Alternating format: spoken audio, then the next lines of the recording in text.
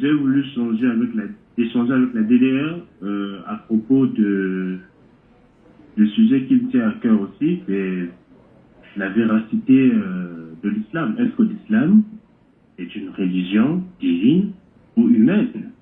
Parce que on peut bien prétendre que la religion est d'origine divine, mais la prétention n'est pas forcément la vérité, n'est-ce pas? Bien sûr.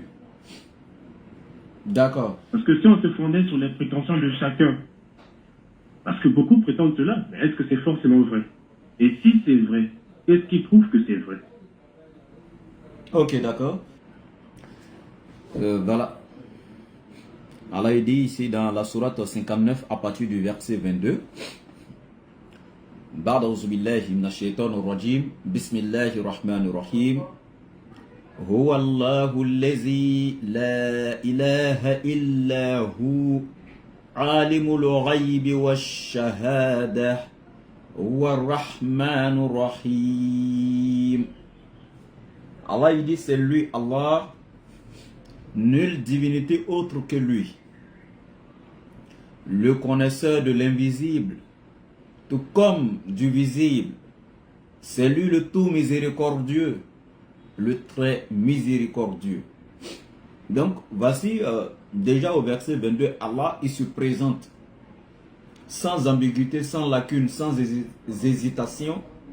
Allah est clair, il se présente en tant que le seul véritable Dieu, celui en dehors de qui point d'autre. Et il a laissé des signes qui accompagnent tout cela. Comme il dit, Sanurihim ayatina fil afaki wa fi anfusihim hatta yattabayyana lahum annahu al-haqq. Donc il dit, nous les montrerons nos signes dans l'univers et en eux-mêmes jusqu'à ce qu'il leur soit évident que ceci, le Coran, est réellement la vérité et la parole d'Allah. Donc tout ce que le Coran vient de dire de suite là, Allah il dit, il a laissé des signes pour nous prouver que ceci est vrai. Dans notre création, il y a des signes qui montrent que c'est Allah. Vous voyez, c'est pourquoi j'étais en train de, la dernière fois, échanger avec une personne où je lui donnais un peu des détails pour lui prouver que c'est l'islam qui est vrai. Parce que quand vous prenez par exemple le Coran qui a été révélé au prophète Mohammed alayhi salatu wa salam, vous prenez la sourate 23, la sourate des croyants. Vous voyez, sourate Mu'minun. Donc dans cette sourate, vous allez voir clairement où Allah il vous détaille les étapes de la création de l'être humain. Allah il vous donne les détails sur la création de l'être humain. Alhamdulillah. Et dit, dans le Coran révélé au prophète Mohammed vers les années 609 à 610, vous allez comprendre qu'en ce moment, la technologie n'existait pas. Ce monde moderne n'en était pas développé comme ça. Il n'y avait pas encore donc la technologie, ni les appareils sophistiqués, etc. etc. On n'avait pas d'échographe, n'est-ce pas? Donc l'appareil qui nous permet de faire des examens d'échographie, on n'avait pas d'échographe.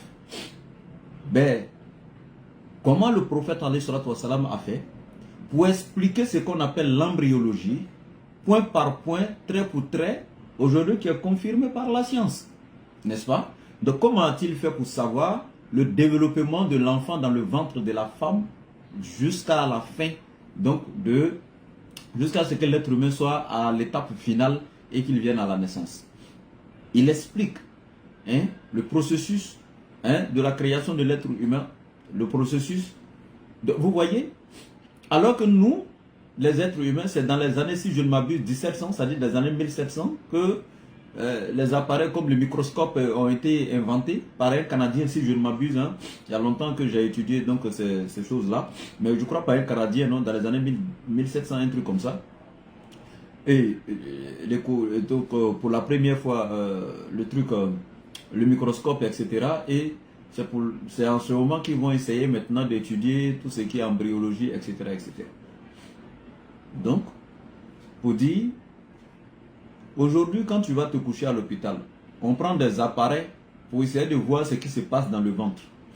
Sans l'échographe, sans ces appareils sophistiqués, là, on ne peut pas savoir comment le médecin va regarder et puis voir dans l'intérieur du ventre. Donc, le prophète qui n'avait pas ces appareils, alayhi salatu wa salam, et qui a pu enseigner ces choses-là que la science aujourd'hui confirme, vous pensez que c'est un hasard? Surtout qu'il était analphabète. L'école n'existait pas à son temps pour dire qu'il allait à l'école. Il ne savait ni lire ni écrire. Tu vois? Un analphabète. Donc il n'avait pas été alphabétisé. Il ne savait ni lire ni écrire. Mais lui, il a donné ces enseignements-là qui sont confirmés aujourd'hui. Dans la même sourate, vous allez voir. Donc, Allah, il parle encore de deux eaux qui coulent l'une à côté de l'autre, mais qui ne se mélangent pas. Allah a mis une barrière invisible entre elles. Dans la sourate 55 Ar-Rahman. Donc, Marajal Bahrayni yaltaqiyani baynahuma barzakhun la yabqiyan. Fabi ayyi ala'i rabbikuma tukazziban. Donc ça c'est clair. Aujourd'hui même en Côte d'Ivoire, le canal de Vredi, quand tu arrives, la mer et la lagune ne se mélangent pas, n'est-ce pas? Ça existe dans d'autres pays. Mais déjà en Côte d'Ivoire, c'est un exemple.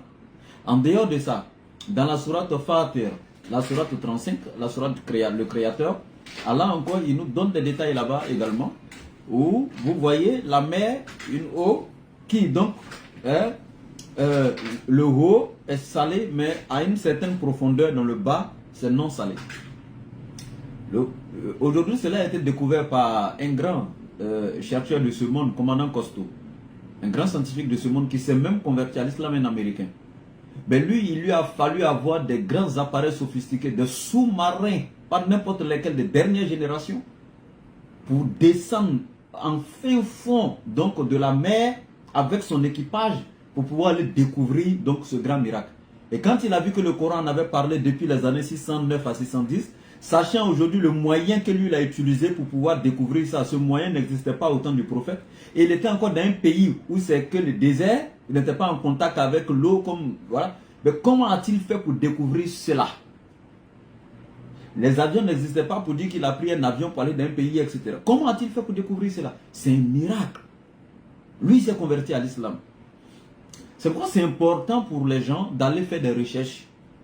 Parce qu'Allah dit qu'il a laissé des signes. Sanurihim ayatina fil afaki wa fi anfusihim hatta yattabayyana lahum annahu al-haqqu. Awalam yakfi bi rabbika annahu ala kulli shay'in shahid. Vous voyez, c'est très important de faire donc des recherches.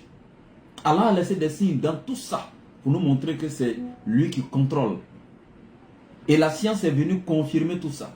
C'est dans le Coran, vous allez voir la géologie, la biologie, l'embryologie, hein, etc. Tout ce que vous pouvez imaginer, la physionomie, hein, physiologie, tout ça là, c'est dans le Coran. Hein. Voilà, l'océanographie, etc., etc. C'est dans le Coran que vous allez trouver toutes ces choses-là. Donc, lui, il s'est converti à l'islam. Prenez l'exemple comme Georges Bernard Shaw que j'aime à donner souvent. Il dit, j'ai étudié la vie de cet homme Muhammad. Loin d'être appelé l'antéchrist, il mérite le titre de sauveur de l'humanité.